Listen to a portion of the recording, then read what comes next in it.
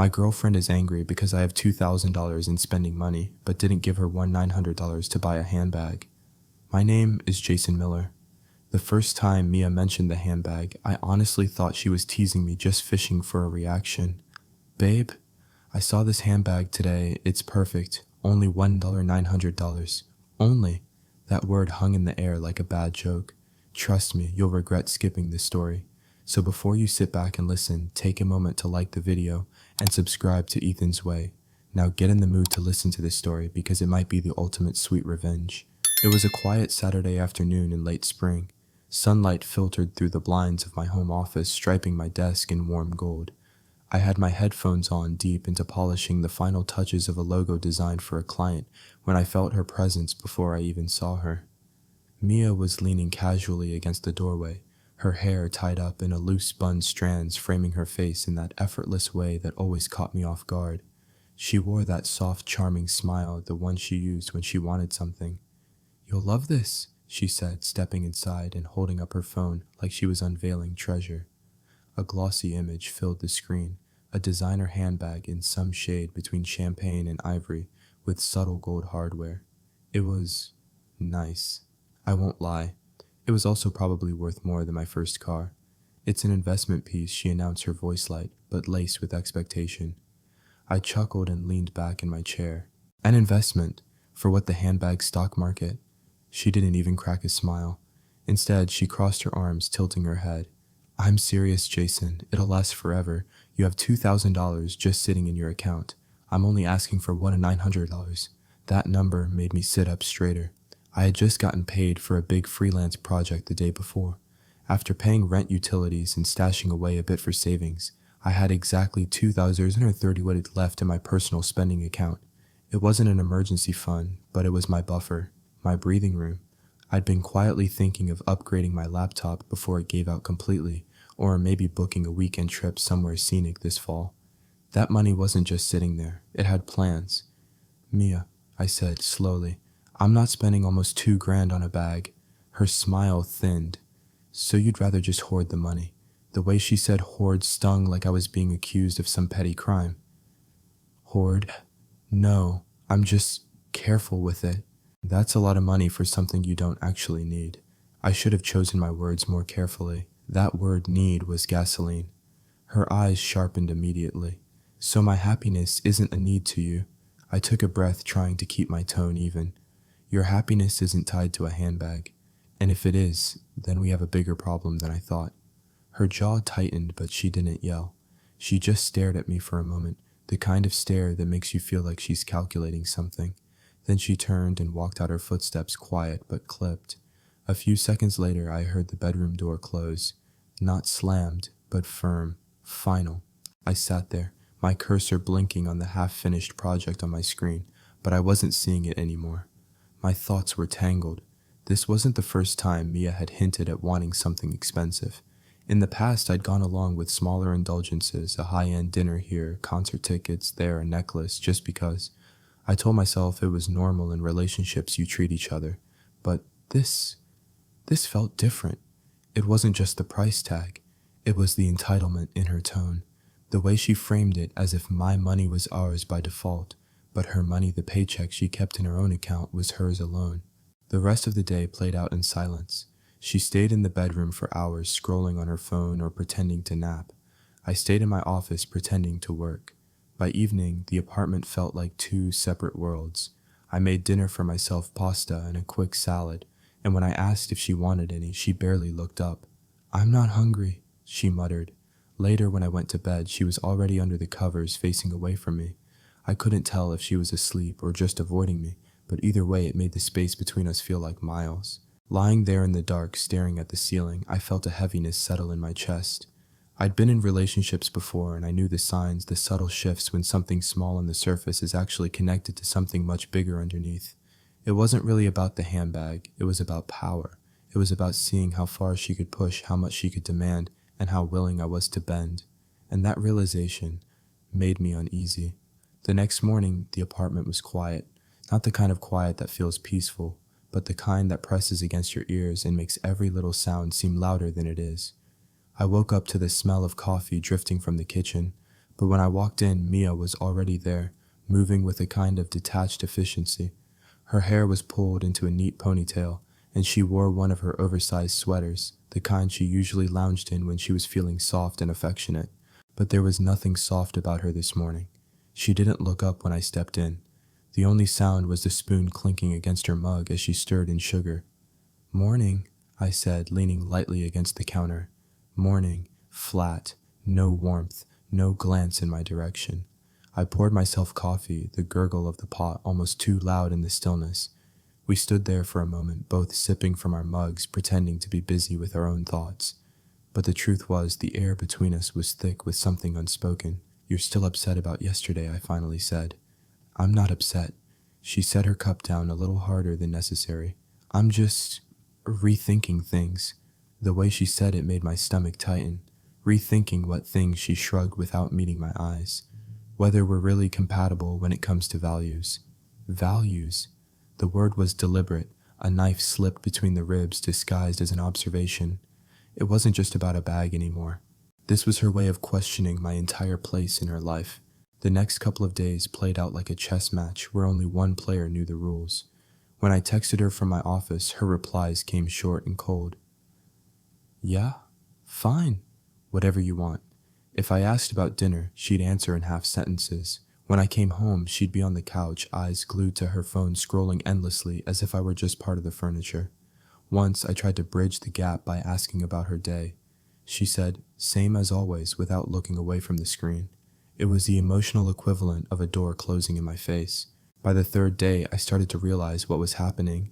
This wasn't sulking, this was a calculated withdrawal, the kind of silent treatment people use when they want you to earn their attention back. And I hated how well it was working.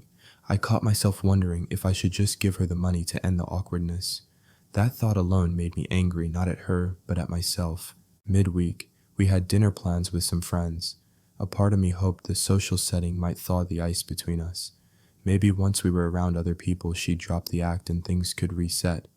We met at a small, trendy restaurant downtown, the kind with dim lighting, smooth jazz playing in the background, and dishes so artfully plated you almost felt bad eating them. The table was full of laughter and clinking glasses. For the first time in days, I felt myself relax. Then Mia leaned forward, swirling the wine in her glass. "You guys know what's funny," she said, her tone light and conversational. "Jason's got $2,000 just sitting in his account, but when I asked for a handbag, a nice handbag, mind you, you'd think I was asking him to donate a kidney." The table erupted in laughter. Everyone except me. Alex, one of our friends, raised an eyebrow. 2,000 just sitting there. "Man, you should at least invest it or something." I forced a smile. "I'm working on it." But Mia wasn't finished. "He acts like buying me something nice would bankrupt him." I mean, come on, relationships are about generosity, right? Her tone was teasing enough to pass as a joke, but the words landed like darts. Someone else chuckled and said, "Maybe he's just saving for a bigger surprise." I nodded and played along, but inside my jaw was tight. The ride home was quiet. She hummed lightly under her breath while scrolling on her phone in the passenger seat, as if she hadn't just put me on display for our friends to laugh at. I kept my eyes on the road, but my mind replayed every word she'd said over and over. It wasn't just the embarrassment, it was the realization that she'd chosen to make me the punchline to prove a point that my no had consequences. That night, I lay in bed staring at the ceiling while she scrolled through her phone beside me. I thought about all the little moments leading up to this, the times she'd hinted for expensive gifts, the subtle guilt trips, the way she always framed my boundaries as flaws. It wasn't about the handbag, it wasn't even about the money, it was about control. And I could feel deep down that this was only the beginning. The days after that dinner felt different, not just tense, calculated. Mia had gone from cold detachment to a sort of subtle charm, like she was trying to soften me up again. She'd laugh more at little things, send me random thinking of you texts during the day, and even made my favorite pasta one night without being asked. On the surface, it looked like things were getting better, but I've always been the kind of person who notices patterns, and this sudden warmth didn't feel like reconciliation. It felt like strategy. One evening, I came home early from a client meeting. The apartment was quiet, the soft hum of the air conditioner filling the space. I walked into the bedroom and saw Mia's laptop sitting open on the bed screen, still glowing. I didn't go snooping, not at first, but my eyes caught the email subject lines in her inbox. Thank you for your purchase. Your order has shipped. And another, and another. Curiosity got the better of me. I clicked on one. It was a receipt for a $650 pair of heels. The date was from just last week. I opened another a $900 jacket from a high-end boutique. Another email revealed a $400 bottle of perfume. 3 items, all in the span of a month. Nearly $2,000 gone. And yet she'd been acting like my $2,000 was some kind of untapped gold mine for her handbag. I sat there staring at the screen, my thoughts spiraling. She had money, more than enough to cover the bag herself if she really wanted it. So why come to me? Why make a scene? It clicked slowly like a dim light bulb flickering on. It wasn't about whether she could afford it. It was about making me pay for it, establishing that she could get me to say yes to anything no matter how unreasonable. When she came home that night, I was at my desk pretending to work. She walked over, kissed my cheek, and asked about my day like nothing was wrong. I decided not to confront her yet, not because I was scared, but because I needed to see the full picture first. If this was a game to her, I wanted to understand the rules before I played. Over the next week, I started quietly paying attention. Every time she mentioned money, I took mental notes. When she talked about wanting something, I'd ask casually, "Why don't you get it yourself?" just to see her reaction. The pattern was clear. She almost never used her own money for big-ticket purchases. Her paychecks went toward her personal expenses, rent her car, nights out with friends, but the luxuries, those came from me. And when I said no, that's when the guilt trips, the sulking, and the public jokes came out. I told my longtime friend Marcus about it over lunch one day. "She's love bombing you, man," he said, stabbing a fork into his salad. "One minute she's cold and distant, the next she's all sweet and perfect, just long enough for you to forget the last fight." I shook my head. "I don't even think it's about the gifts. It's about control." "Exactly," Marcus said. "It's not that she wants a bag. She wants proof you'll give her one when she asks, even if it empties your wallet." His words stuck with me. Proof. That's what the bag was, a test of influence. That night, Mia tried a different angle. She sat beside me on the couch, curled her legs under her, and leaned her head on my shoulder. "You know," she said softly, "I was thinking maybe I overreacted about the bag." I glanced at her, but she kept her gaze on the TV. "I mean, it's not like I need it," she continued. "But it would have been nice to feel spoiled, you know." There it was, the pivot. Make it about emotion, not logic. Frame it as me depriving her of a feeling rather than refusing an unnecessary purchase. I didn't take the bait. "Mia, you buy yourself nice things all the time." "That's different," she said quickly. "It's not the same as when it comes from someone you love." I didn't respond. She let the silence hang for a moment, then got up and went to bed without another word. Lying there that night, I realized I was at a crossroads. I could cave by the bag and temporarily restore peace, or I could hold my ground and find out just how far she'd go to push back, and something in me decided I needed to see the latter. By the time the second weekend rolled around, my patience had shifted from frustration to quiet calculation. Mia still hadn't directly brought up the handbag again, but she didn't have to. The tension in our home carried its shadow into everything, from the way she'd sigh when I bought something small for myself, to how she'd arch an eyebrow at the grocery store when I compared prices. If she thought I was going to crack, she didn't know me well enough. That Sunday morning, I made coffee and sat at the kitchen table with my laptop. She was still asleep. The apartment was still. I pulled up my banking app, not because I didn't trust myself with money, but because I needed a reminder, a grounding. My balance was right where I expected it to be, minus the usual grocery and utility expenses. My spending buffer was intact. But then I started thinking, how much money had I actually given Mia over the course of our relationship? Not in the form of rent or shared bills, but extras, dinners, gifts, little treats that were more for her than for us.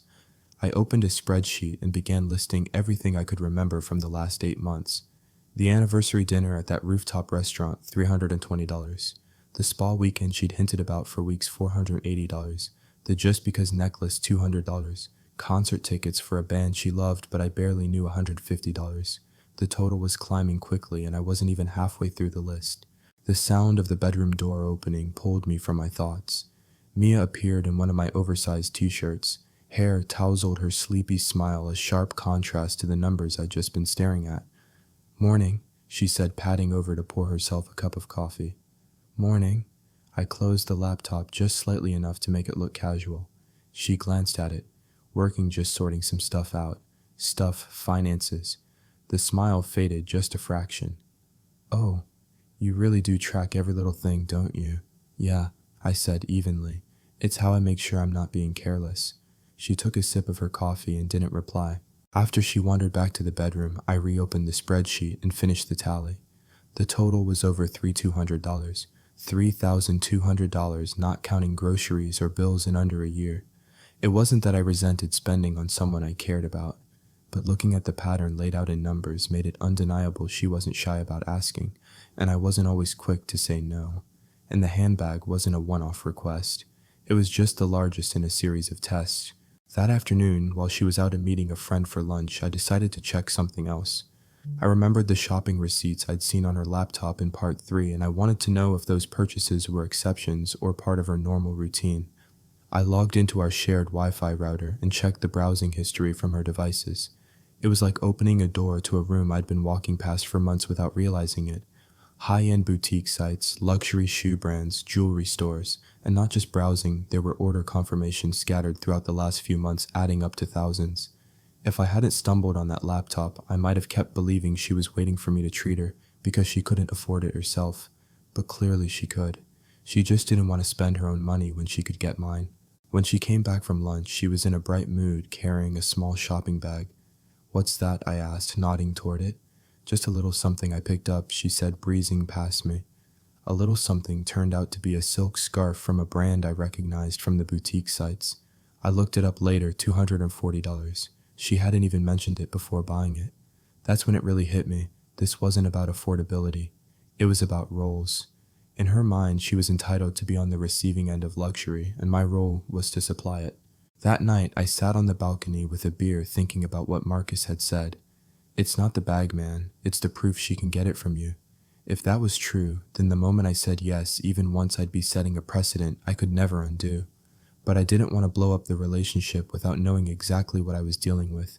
So I decided on a different approach. I would keep saying no, not just to the bag, but to any large non-essential request, and watch how she reacted. If she really valued me for more than what I could buy, she'd adjust. If she didn't, well, that would become obvious soon enough. The first test came quicker than I expected. 2 days later, she sent me a link to a weekend resort package we should totally do together. It was nearly $900 for 2 nights. I replied, "Looks nice, but it's not in my budget right now." Her response came within a minute. "Wow, you never want to do anything fun." I didn't argue, I just let the message sit. That evening, she barely spoke to me again. The second test came in the form of accidentally leaving a tab open on her laptop, a $1 $200 bracelet. I made no comment. She didn't bring it up directly, but the next day she posted a vague Instagram story about realizing who's worth your time. By the 3rd week of this silent standoff, I was convinced it wasn't about shared experiences, mutual generosity, or building a life together. It was about keeping me in a position where I'd always have to prove my devotion through spending. And the more I saw it, the less appealing it became. That's when I started thinking about an exit strategy, not just from the handbag drama, but from the entire dynamic we'd built. Because if love came with a price tag in her eyes, then the truth was, I'd been overpaying for months. It was a Thursday night, and the city outside our apartment was quiet, except for the occasional rumble of a passing car. Mia was out again. She'd said she was meeting a friend for dinner, but lately her friend dinners seemed to be happening more often and lasting later. I was at my desk reviewing a client's draft when my phone buzzed. It was a bank notification, but not for my account. It was from the shared credit card we kept for emergencies, the one we'd agreed to only use if something truly unexpected happened. $1, 947, luxury boutique. I stared at the number. It was too close, painfully close to the price of the handbag she'd been wanting. I didn't call her. I didn't text. Instead, I pulled up the account statement and started scrolling. There were no other transactions, just that single glaring charge. When she came home a little past midnight, she was carrying a large, glossy shopping bag. She didn't even try to hide it. "You bought it," I said. She stopped in the doorway, eyes narrowing. "Bought what?" "The bag. With the emergency card." She rolled her eyes, dropping the bag on the couch like it was no big deal. "Jason, it's not a big deal. I'll pay it off in a couple months. That card is for emergencies. You know that." Her tone sharpened. "This is an emergency. My last bag's zipper is broken. I need something decent for work." I stared at her. "A broken zipper isn't an emergency. And you could have fixed it for $20. Her voice rose. "Why are you making such a scene? It's just money." That phrase, "just money," was my breaking point. I didn't yell. I didn't slam doors. I just sat down on the couch, leaned forward, and said quietly, "It's not just money, Mia. It's the principle. You knew I didn't want to buy that bag. You knew what that card was for. And you went around me to get it anyway." For a moment, she didn't say anything. Then she crossed her arms. "If you cared about me, you wouldn't make me feel guilty for wanting nice things." Her defiance didn't surprise me anymore. What did surprise me was how calm I felt in that moment. Not numb, just done. When she went to shower, I picked up the shopping bag and pulled the handbag out. I'll admit it was beautiful. The craftsmanship, the stitching, the weight of it in my hands. But all I could see was the $900 price tag, the betrayal, and the months of slow manipulation that had led here. I set it back in the bag, took a photo of the receipt, and put both in my desk drawer. The next day, I took the morning off work and visited the boutique myself. The return was easy, full refund to the emergency card. The clerk even thanked me politely, no questions asked. When Mia came home that evening and saw the bag missing, she froze. "Where's my bag?" "I returned it," I said. "The money's back on the card." Her voice cracked with anger. "You had no right." "I had every right," I cut in. "Because you used our card for something you knew I didn't agree to. I'm not going to sit here and pretend that's okay." She stared at me, her hands trembling slightly. For a second, I thought she might actually apologize. Instead, she grabbed her keys. "You're unbelievable," she spat and stormed out. She didn't come back that night, or the next. When she finally returned 3 days later, she was cold, detached, and avoided being in the same room with me for more than a few minutes. And that's when I realized this wasn't going to blow over. Not this time. This wasn't just a fight about a bag. This was the moment the mask had fully slipped, and now I had a clear choice to make. By Monday morning, the air in the apartment had become something you could almost taste stale, with unspoken words heavy with resentment. We weren't fighting in the obvious sense. There were no shouting matches or slammed doors. Instead, every movement, every glance, every silence was deliberate. Mia had perfected the art of absence without leaving. She'd wake up earlier than me, slip out before I even had a chance to mutter morning, and come back late enough that our paths barely crossed. When she was home, she was either on her phone in the bedroom, with the door half shut, or getting some work done at the kitchen table with her earbuds in. It wasn't avoidance for peace's sake. It was tactical. She was giving me just enough presence to remind me she was there, but withholding everything else. Warmth, conversation, intimacy, as if they were privileges I needed to earn back. The old me months ago might have caved, bought her something planned, a grand gesture to break the tension. But now I wasn't going to hand her that win. I wasn't going to. Instead, I turned my energy inward. I sat at my desk that morning and opened the spreadsheet I'd started in part 4. Only this time I went further, cross-referencing dates, noting the emotional tone, before and after each purchase, mapping out a pattern like I was building a case for court. And the case was strong. Every large expense I'd made for her followed the same cycle charm phase. Mia was attentive, affectionate, supportive. She'd send little texts during the day, cook my favorite meals, laugh at my jokes like I was the funniest man alive. Request phase. Somewhere in that warm stretch, she'd bring up something she wanted, always casually, as if it had just popped into her head. Sometimes it was framed as for both of us, like a resort weekend, other times as a small treat for herself, designer shoes, jewelry. Pressure phase. If I hesitated or questioned it, her tone shifted, the sweetness dimmed, sarcasm crept in, maybe a guilt trip, maybe a reminder about something nice she'd done for me. Punishment phase. If I still didn't commit, the Cold War began. Silence, short replies, public jokes at my expense. Resolution phase. The cycle only broke when I finally gave in and bought the thing. Then the warmth returned until the next round. It was so clear in the data, I almost felt foolish for not seeing it earlier. Once I saw it in black and white, I knew this wasn't just about the bag anymore. This was about a power dynamic, one she'd been reinforcing over and over, and the only way to break it was to refuse to play the game.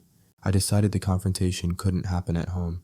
If we stayed in the apartment, she'd retreat to the bedroom or twist the conversation into a fight I couldn't get out of without looking like the bad guy.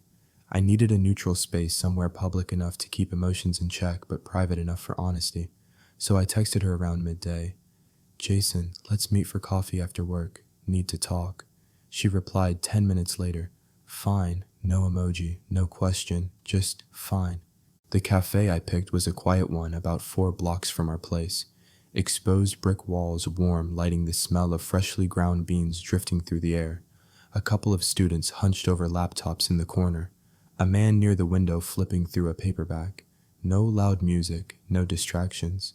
When she arrived, she was dressed like she always did when she wanted to look effortlessly. Perfect fitted jeans, cream sweater, ankle boots, hair in loose waves. She carried herself like nothing was wrong. She slid into the seat across from me and set her phone on the table. So she said, like this was a business meeting, I didn't waste time. "Mia, I want to talk about the way we've been handling money and the way you've been handling me." Her eyebrows twitched upward. "Handling you?" "Yes," I said evenly. "Over the last 8 months there's been a pattern. I've been tracking it. Every big thing I've bought you this spa weekend, the rooftop dinner, the necklace, the concert tickets, every single one followed the same formula. You're sweet for a while, then you bring up something you want. If I hesitate, the charm disappears. If I still don't give in, you punish me either with silence or by embarrassing me in front of other people." She leaned back in her chair, crossing her arms. "So now I'm some kind of manipulator. I'm saying your behavior follows a pattern." I replied, "and it's not a healthy one." Her voice cooled. "Jason, relationships are about generosity, about giving without keeping score. If you feel pressured, maybe you're just not used to dating someone with standards." I leaned forward. "Standards are one thing.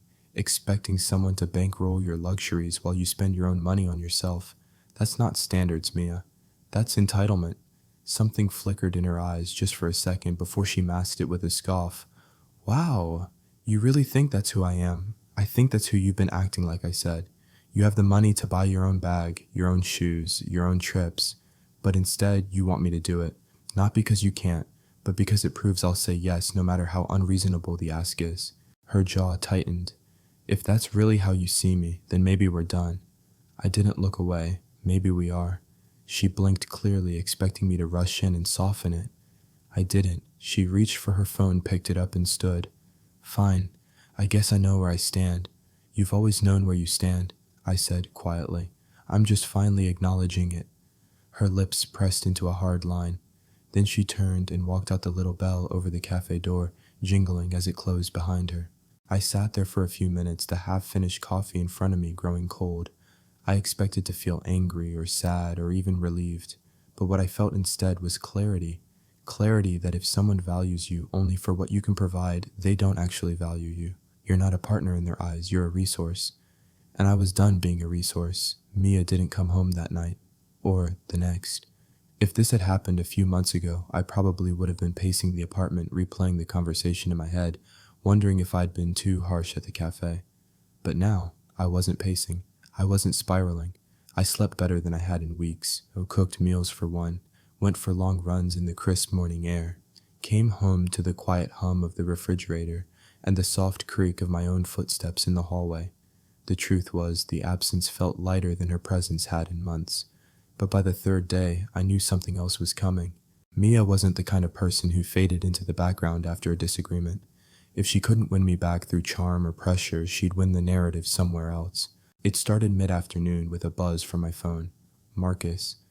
"Bro, have you checked Instagram today?" I replied, "No. Why, you should." I opened the app, and there it was. A carousel of photos from the past 2 nights.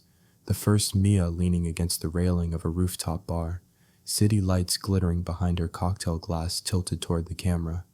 The second, her laughing head thrown back, a man's arm loosely draped around her shoulders. I didn't recognize him. The third, the same man whispering something into her ear as she smiled in that calculated way, the one she used when she wanted to make sure someone else was watching. The caption read, "When someone values you, they show it. When they don't, you stop wasting your time." The comment section was a mix of cheerleading and speculation. Her friends, "Yes, queen upgrade." "You deserve better, babe." "Good for you, girl." Some random guys, "Who's the lucky man?" He's a fool, you're a goddess. And then the worst, a mutual acquaintance tagging me directly. Wait, is this about Jason? I didn't comment. I didn't DM her. I just closed the app and set my phone down, staring at the wall for a long moment.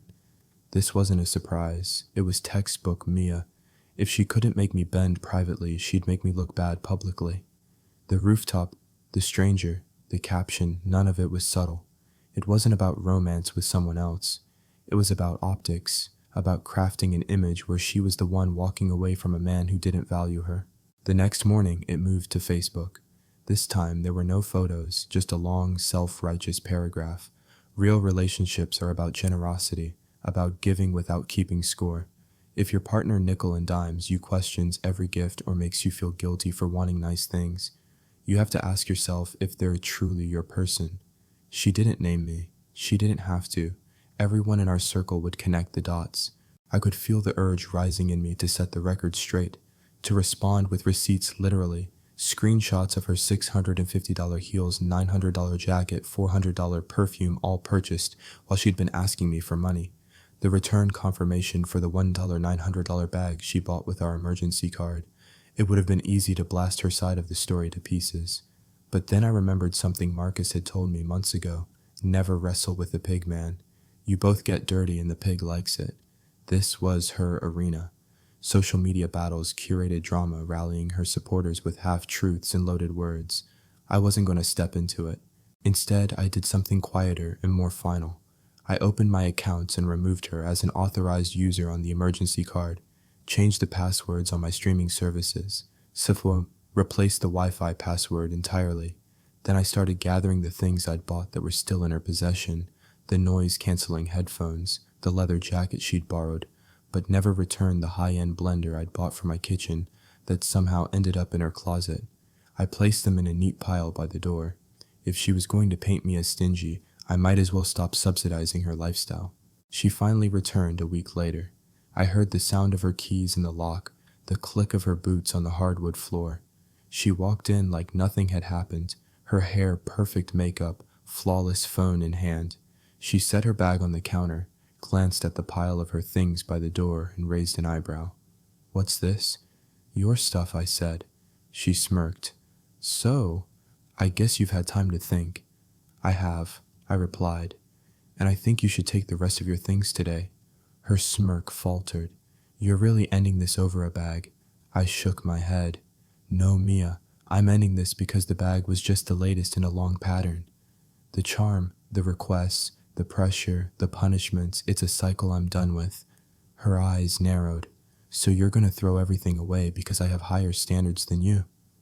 "No," I said, "because you see me as a wallet with a heartbeat, and I'm not interested in being that for anyone." For a second, I thought I saw something crack in her expression, anger, maybe even hurt. But it vanished as quickly as it came. She grabbed her keys again. "You'll regret this," she said, her voice icy. Maybe. But standing there, watching her walk out without looking back, I doubted it. The apartment was quiet again, and this time I knew I wanted it to stay that way. For a while I thought the rooftop photos and the Facebook speech would be the last of it. Mia had gotten her public victory lap, her sympathy likes, and her circle of friends hyping her up. I figured she'd move on, find her next audience, and leave me out of her script, but I underestimated her need for control. Mia wasn't satisfied with just painting herself as the strong, independent woman walking away from a stingy boyfriend.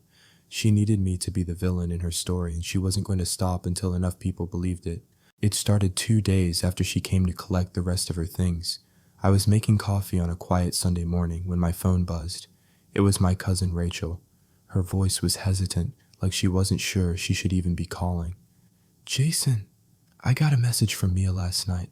I leaned back against the counter. "Okay, what did she say?" "She told me she left because you were controlling, that you made her feel small, and that you refused to do anything nice for her even though you had the money." I felt my jaw tighten, but my tone stayed even. "And you believe her?" There was a pause. "I don't know. I mean, it doesn't sound like you."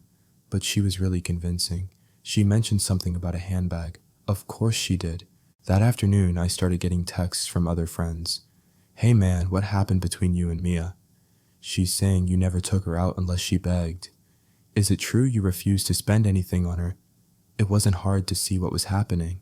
She wasn't just venting to close friends. She was running a PR campaign making sure her version of the breakup hit as many ears as possible before mine could. And she was clever about it. She knew exactly how to word things so they'd sound damning without sounding like outright lies. At first I thought about ignoring it. I didn't want to turn this into a public back and forth. But then I remembered something my friend Marcus once told me. If you leave a vacuum, someone else will fill it. If that someone is your ex, you're in trouble. I couldn't let her rewrite our history while I stood by in silence, but I also knew I couldn't respond in the same emotional, vague way she had. If I was going to speak up, it had to be precise, documented, undeniable. So I went back to the spreadsheet I'd started in part 4. I pulled up bank statements, PayPal confirmations, credit card histories. I combed through my email for digital receipts, the spa weekend, the rooftop anniversary dinner, the concert tickets for a band she'd been obsessed with, but I barely knew. And then I looked at the list of luxury items she'd bought for herself in the last year. The $650 heels, the $900 jacket, the $400 perfume, all while claiming she couldn't afford the $900 handbag and needed my help. Finally, I printed the most important pieces, the receipt for the handbag she'd charged to our emergency card without my consent, and the return confirmation showing the refund went straight back to the card. By the time I was done, I had a neat, damning collection of evidence that painted the real picture, not just my side of the story, but the facts. I wrote my post slowly, choosing each word with care. For anyone who's been hearing rumors about why Mia and I broke up, here's the truth. I believe relationships should be about mutual respect and fairness. Over the last 8 months, I spent over $3,000 on gifts, trips, and experiences for her. She had no problem buying herself luxury items, but repeatedly pressured me to spend beyond my comfort, and when I said no, she would withdraw affection or make jokes at my expense in front of others. The handbag was the final straw. She charged it to our emergency card without asking. I returned it. This isn't about money, it's about boundaries. I wish her the best, but I won't allow my character to be misrepresented. I attached the receipts, just a few enough to make it clear I wasn't bluffing, and hit post. The reaction was immediate. Messages started coming in within minutes, from friends. Glad you cleared that up, man. I had my doubts when I heard her version. This explains a lot. From mutual acquaintances who'd once liked her Queen energy posts, silence. Total silence. I even got a message from someone in her own circle. I'm not saying I agree with you, 100%, but yeah, this is a side she doesn't show. And she didn't address it publicly. Not a comment, not a post, not even a subtweet, which told me everything I needed to know. She couldn't refute the facts. For the first time since this whole thing started, I felt like I could breathe again. It wasn't about winning. There's no real winner when a relationship implodes like this. It was about protecting my name, my story, and making sure that the truth was at least available for anyone who cared enough to hear it. Because the reality was, I'd already let things go on too long. I'd ignored the early signs, let her set the tone, and adjusted my behavior to avoid conflict. The handbag, in a strange way, was the best thing that could have happened. It forced the truth into daylight. That night, as I sat on the balcony with a beer, I thought about the irony of it all. She'd tried to use public perception as her weapon, but in the end, it was her own actions that undermined her. I didn't hate her. I didn't even feel anger anymore. What I felt was done, completely irrevocably done. From that day forward, Mia's name stopped appearing in my notifications. The calls from mutual friends died down. The narrative she'd tried to build around me began to fade, replaced by newer gossip, newer scandals. And for the first time in months, my life was entirely mine again. The first few weeks without Mia were strange. Not bad, not good, just different. The apartment felt bigger, quieter. I could leave dishes in the sink without feeling a passive-aggressive comment coming later. My coffee stayed exactly where I left it in the fridge. No random $80 candles appeared on my credit card bill. I had space to think, space to breathe, and maybe for the first time in months I wasn't walking around with that tight knot in my chest. I started picking up the parts of my life I'd set down to manage the constant storms of our relationship.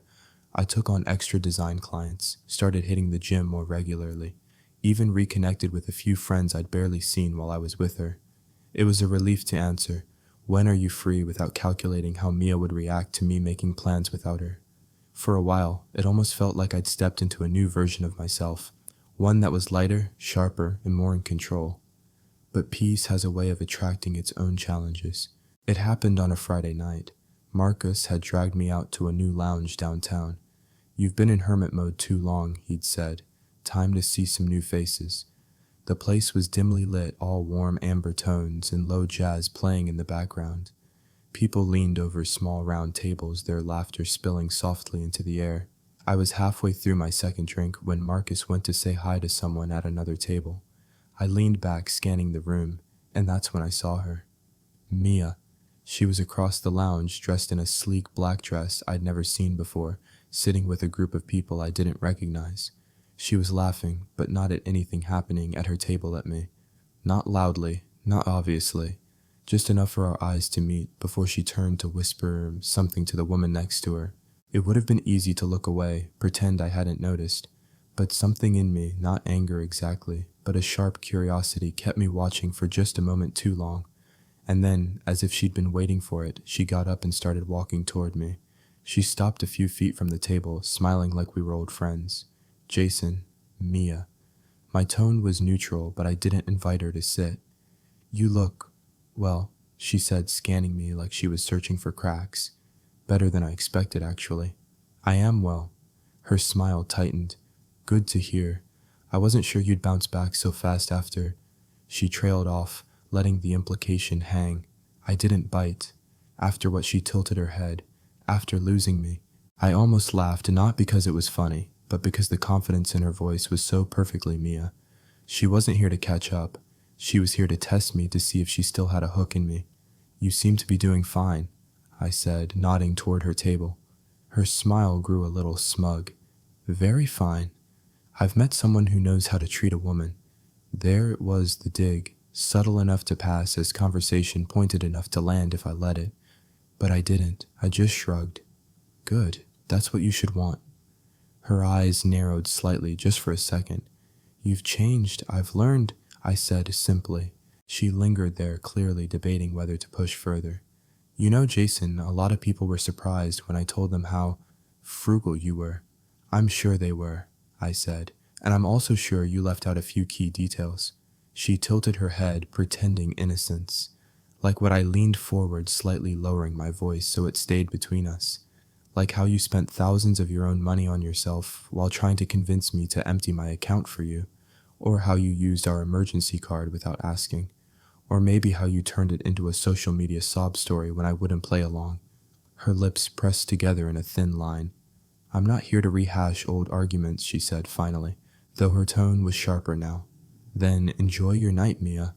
I turned my attention back to my drink, and after a moment of standing there, she walked away. Not back to her table, though, straight toward the door. Marcus came back a few minutes later, glancing at the empty space where she'd been sitting earlier.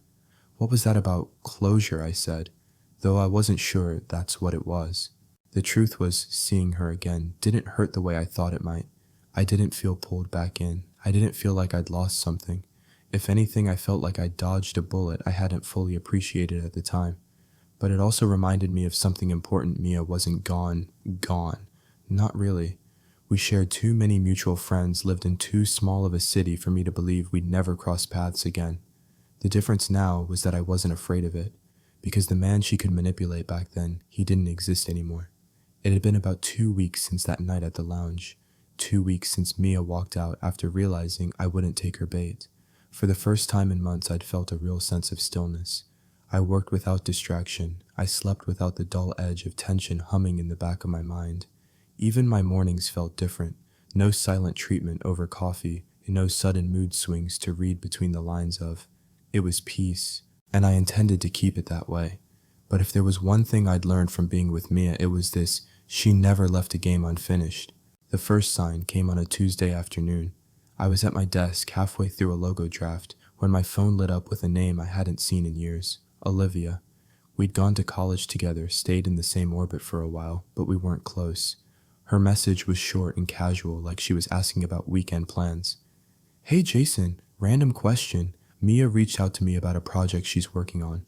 Said you'd be a good contact. Is it cool if I pass along your email?" I stared at the message, my cursor blinking on the screen in front of me, my gut tightening. Mia didn't reach out to people from my past unless she wanted something, and if she was dropping my name, it wasn't because she respected me, it was because she wanted to use me. I typed back slowly, "What kind of project?" Her reply came within minutes. She said she's starting a lifestyle blog and wants to feature different perspectives on relationships. Told me you'd be fine talking about your side of the story. I leaned back in my chair, letting that sink in. She wasn't reaching out to feature me. She was reaching out to set the stage for her version of our breakup with me as an unwitting prop in her redemption arc. I wrote back, "Thanks for checking, but I'm not interested. And just so you know, she and I have history. If she asks again, please keep my contact info private." Olivia's response was a thumbs up emoji followed by, "Yeah." She didn't mention that part. No surprise there. Mia never mentioned the parts that didn't serve her story. I thought that was the end of it. For a few days, things were quiet again. I even started to believe she might just move on. Then on Saturday morning, my phone buzzed with a DM from a mutual acquaintance. No greeting, just a screenshot. It was a blog post. The headline read, "When Love Becomes Transactional, How I Survived a Relationship Without Generosity." I scrolled down. She didn't use my name, of course not. But the details were unmistakable. A man who worked in design, kept spreadsheets of expenses, returned a gift because it wasn't his idea to buy it. It was me. Every person who knew us would know it was me. The tone was classic Mia, a blend of self-pity and moral superiority.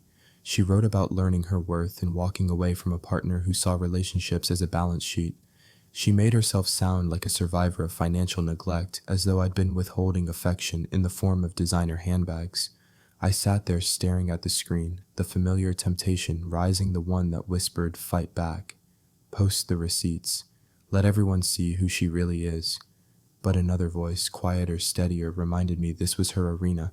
Social media drama, curated narratives rallying people around a simplified villain versus hero story. This was where she thrived, and every time someone engaged, she won. So I didn't comment. I didn't send her a message. Instead, I forwarded the link to my lawyer. Not to sue her, it wasn't worth the drawn-out hassle, but to get something official on record. We drafted a short, formal letter, a reminder that defamation laws exist, that even without naming me, her post was clearly identifiable to anyone familiar with us, and that I had documented proof of her actions that could directly refute her claims. We didn't threaten. We didn't posture. We just stated the facts. A week later, the post disappeared.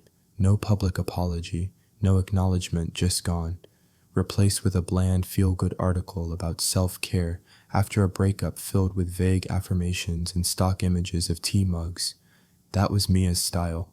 Loud when she thought she was untouchable, silent when she realized she wasn't. The whole thing left me with a strange mix of emotions. Relief? Yes, the post was gone, but also a deeper understanding of who I'd been dealing with all along. Mia didn't actually want me back. She didn't even care about destroying me. What she wanted was control over the narrative, the last word, the final frame in the slideshow that people would remember.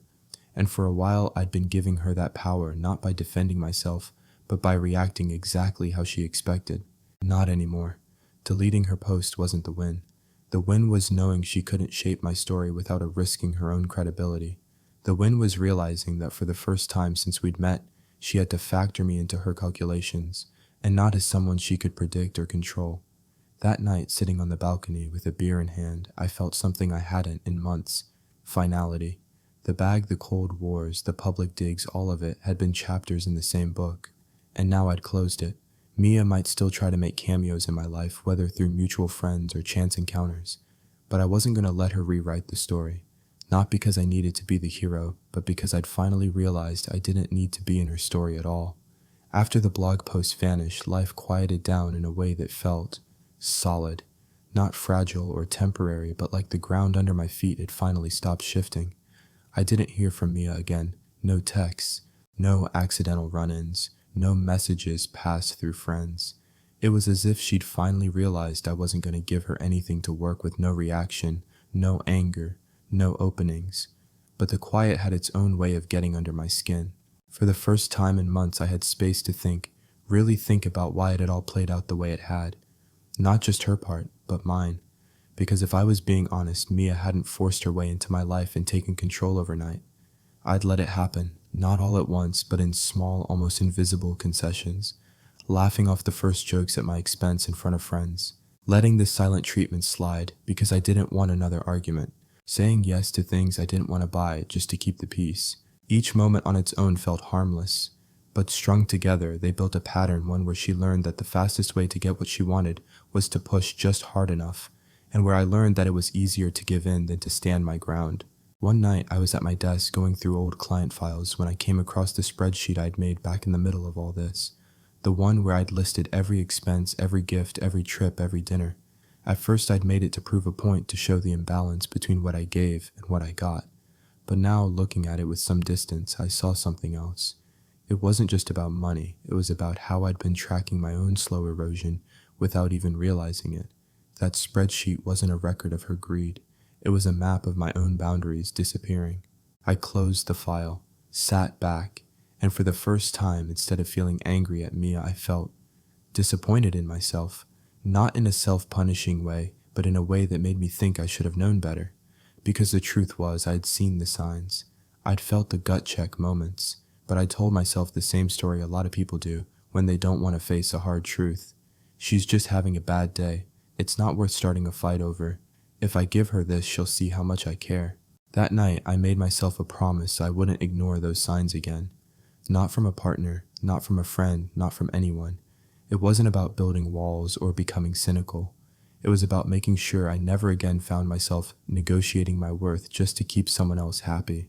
The following week, I started saying no more, often not to Mia, but in other parts of my life.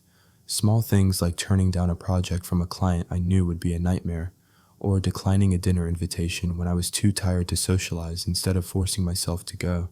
And each time I did, I felt that sense of self-respect settle in a little deeper. One evening, Marcus and I were sitting on the balcony, beers in hand, watching the city lights.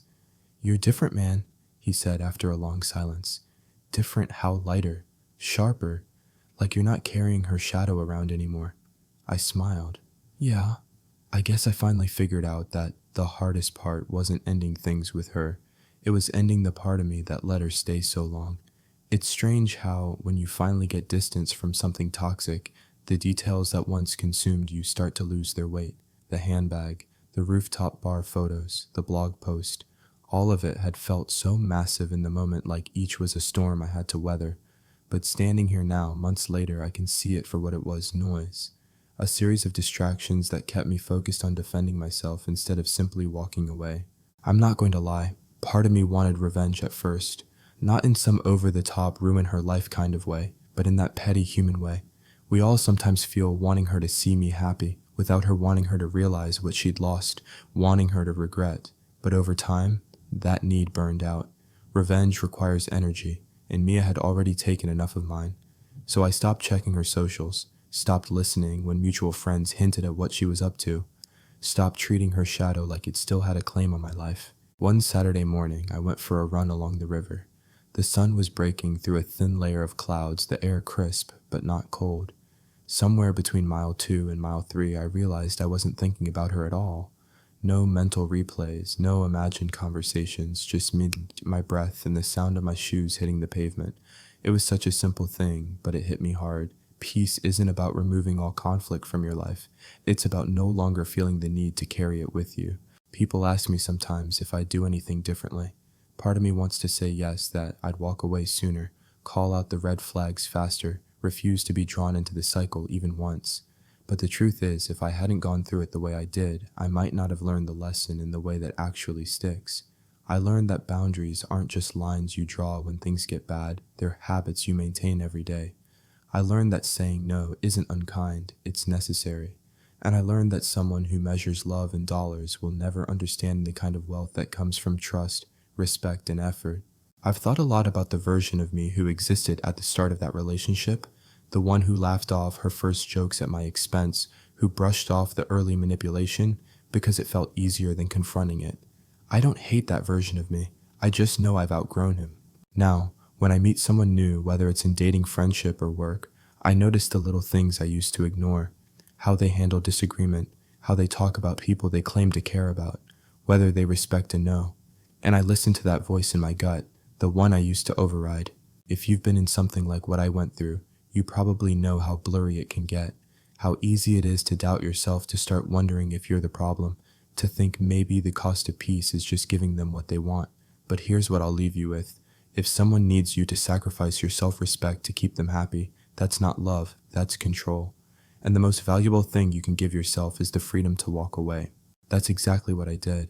And looking back now, I don't regret a single step, because in the end, the real win wasn't proving her wrong. It was proving to myself that I could choose better, and that I deserved to. If you've ever been in my shoes, you know how it feels. And if you've never been, I hope you never have to learn this lesson the hard way. Share your story in the comments or tell me the moment you realized you deserved more. And if you want more stories like mine, subscribe to Ethan's Way, because sometimes the best revenge isn't what you do to them, it's who you become without them.